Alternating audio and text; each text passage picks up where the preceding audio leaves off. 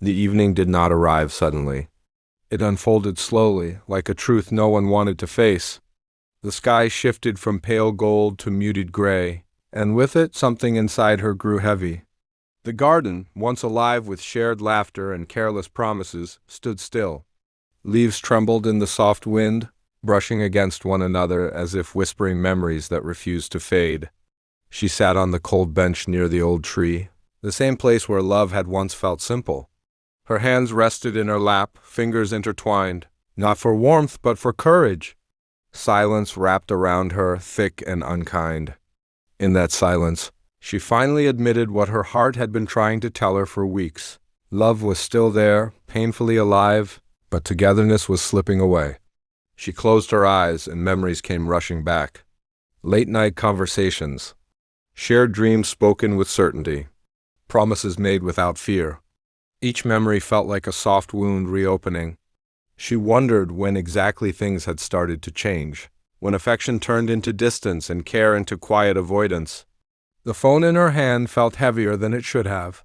She opened the old messages, scrolling slowly, reading words she once believed would protect her forever, always, no matter what. "We'll get through everything together." Tears filled her eyes, slipping down without resistance. These were not dramatic tears. They were tired ones born from understanding rather than shock.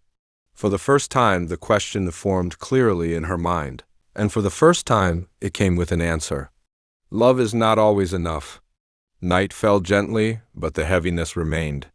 When he arrived, there was no anger in her chest, only a quiet ache. They stood facing each other beneath the dim garden lights, shadows stretching between them like the unspoken words neither knew how to say. He looked at her the same way he always had, soft, familiar, filled with something that still felt like love. And yet there was distance behind his eyes, a hesitation she had learned to recognize. For a moment neither spoke. Sometimes silence says what words cannot.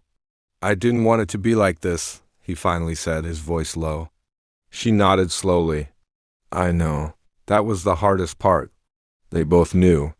They talked quietly, not about blame, not about mistakes, but about memories, about how it all began, about who they used to be.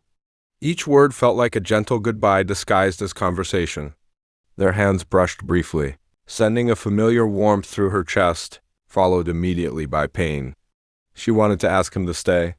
He wanted to promise he would.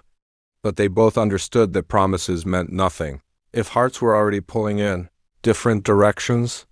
"I wish things were easier," he whispered. She smiled, fragile but honest.